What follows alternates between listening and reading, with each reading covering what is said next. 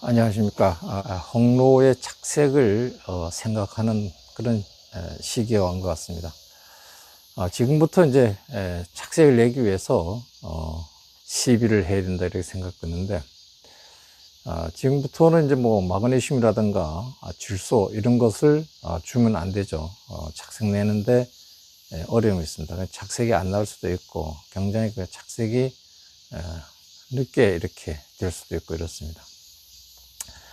그래서 금년도에는 이제 추석이 조금 늦어서 그나마 이제 다행스럽긴 합니다만은, 일단은 우리가 착색 내는데 어떠한 우리 비료를 줘야 되는지 거기에 대해서 좀 말씀을 드리겠습니다. 8월부터 이제 착색을 내는데 이제 신경 써야 돼요. 보통 보면은 이제 90일, 그러니까 5월 만개 후에, 그러니까 5, 6, 7, 8, 그래서 18월이잖아요, 지금 8월. 90일이 지나야만이 이 과일이 안토시니안이 색소를 띠려고 노력하고 있다, 이게. 근데 그 시점에서 우리는 노력을 해줘야 된다, 이게. 그 시점이 8월 초가 되겠죠. 90일이 지나서 한 일이 지금 8월 초입니다. 그래서 이제 8월 초에 되면은 관주를 줘야 돼요. 수용성 황산가리를 관주를 하시면 돼요. 그 관주는 이제 1kg당 한 100평 정도. 저는 이 차로 가지고, SS기 차로 가지고 이제 해요.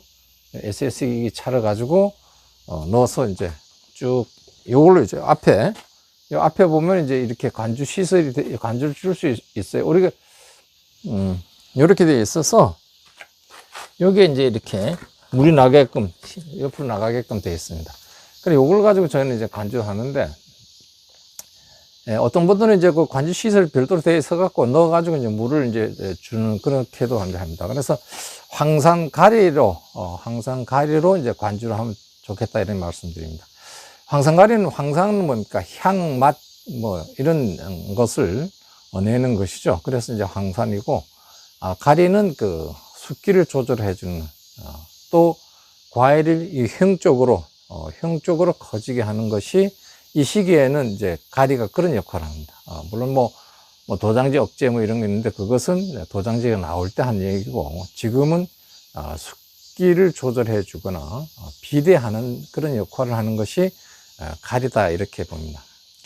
그리고 이제 이렇게 90일이 뭐 만개 후 90일이 지난 후에는 약간 색을 내려고 이제 이렇게 빛이 나요. 그러니까 안토시니안이 만들어지기 때문에 그런 결과가 나죠. 그 시점부터 우리 착색기, 그러니까 90일이 지나고 착색기가, 그러니까 색깔이 이렇게 좀 분지면 이제 착색기를 합니다. 그래, 이 가온에서 보면 이제 약간의 색깔이 나는 과일이 있다 이러면 착색기에 접어들었구나 이렇게 생각하시면 돼요. 8월 초나 8월 한 10일경 돼서 제가 이제 제1인산가리를 관주를 하려고 그래요. 제1인산가리는 또 아까 황산가리를 관주를 했고, 맛을 내기 위해서. 또 제1인산가리도 여기 보면은 그 안에 들어있는 성분을 우리가 잘 선택해야 돼요. 여기 이제 도프인데, 요거 보면 이제 그 질소는 없는 거예요. 질소 없고, 요 인산 52, 가리 34입니다. 인산이 52. 그러니까 인산이 많이 들은 걸 가지고 하는데, 그럼 인산의 역할이 뭐냐면, 인산은 전분이나 당분을 분해를 촉진해요.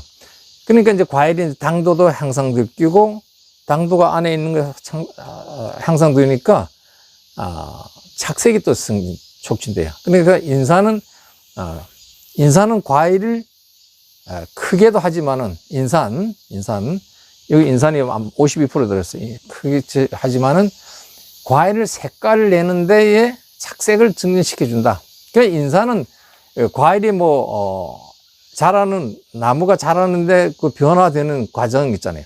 꽂는 분화가 될 때는 꽂는 분화를 잘해주게 하고, 또 과일 비대할 때는 비대를 촉진시켜주고, 과일이 이제 색깔이 날 무효는 당분해를 촉진시켜줌으로 인해서 착색이 촉진시켜주는 거예요. 그러한 역할이 이제 인입니다. 근데 인은 나무의 꼭 필요한 거래요. 힘과 에너지를 주는 것이 인산이라 그랬어요. 그러니까 이는 지금부터 질소가 주면 안 되고 인산이 52% 들고 가리가 34% 들어 있는 요 비료를 이제 연면 시비를 하시면 돼요. 그러니까 연면 시비를 하는데 이제 이 시비를 그때 이제 착색 그 시기에서 저는 이제 8월 초순에서 중순경에 요거 하려고 하는데 요걸 이제 관주를 또 이렇게 할 수가 있고 또 관주를 안 하고 또 이렇게 연면 시비만 또 할 수도 있어요. 그러나 이제 이렇게 이 날씨라든가 여러 가지 여건상에 보면은 요거 이제 올해 같은 경우에는 추석이 조금 길기 때문에 좀 시간이 좀 있잖아요. 그럴 때는 요거 이제 연면 시비만 해도 된다 이렇게 말씀을 드리겠습니다. 그 다음에 이제 초산 칼슘.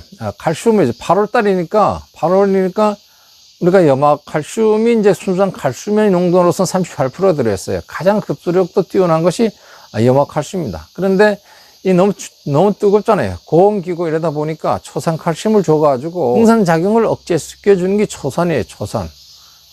그래서 이제 초산 칼슘을 주는 거예요.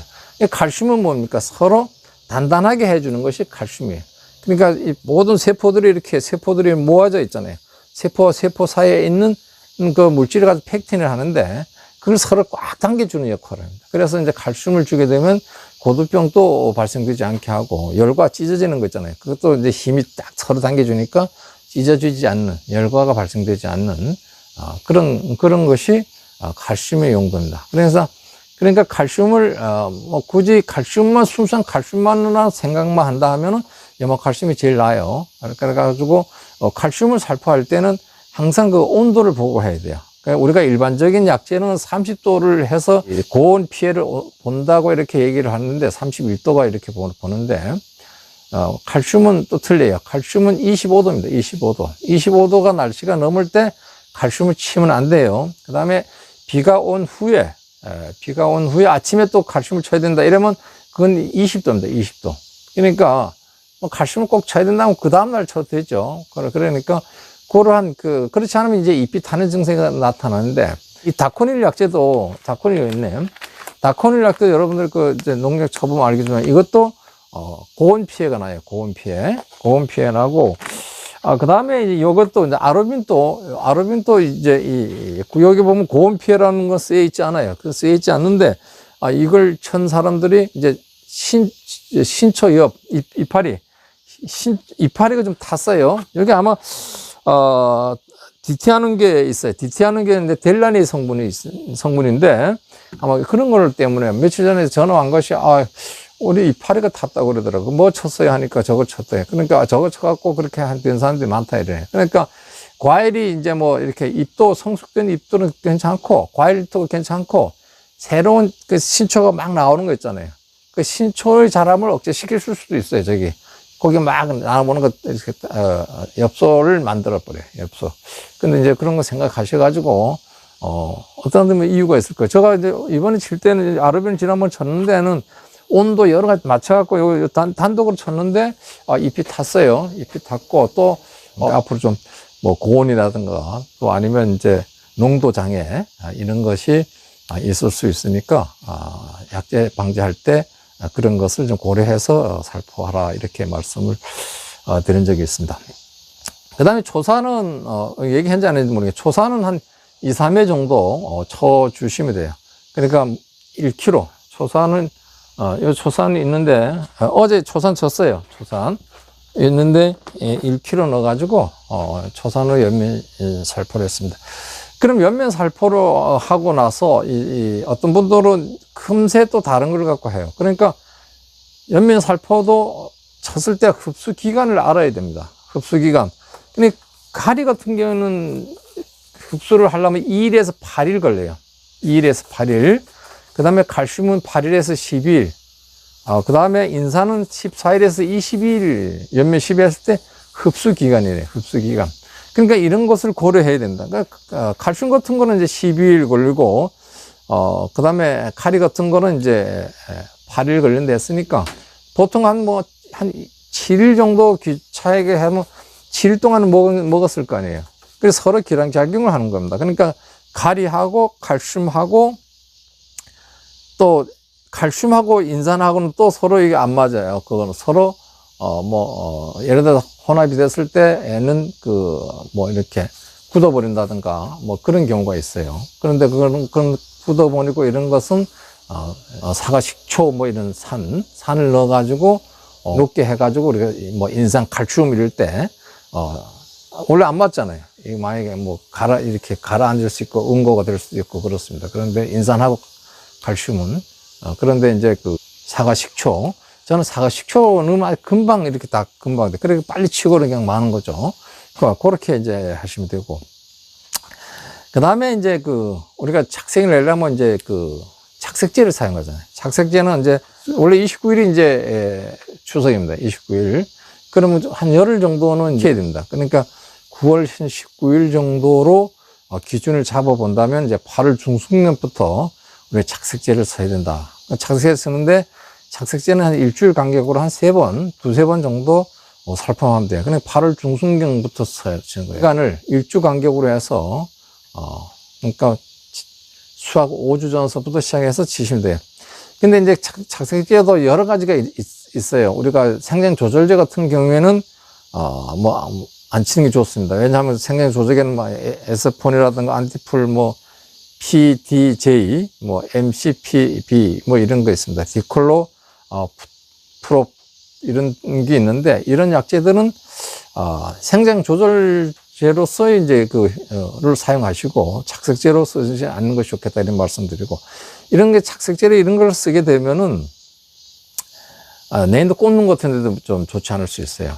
그리고 이제 이 과일들이, 빨리 익었으니까, 또 빨리, 이런, 저장성이 낮아진다. 저장성이 낮아지기 때문에, 그런 것을 좀 생각하셔가지고, 우리가 순수한 그런, 자연에서 추출된 그런, 착색제를, 가격이 좀 비싸더라도, 사용하는 것이, 좋겠다. 이렇게 말씀을 드립니다. 오늘 여기까지 하겠습니다. 감사합니다.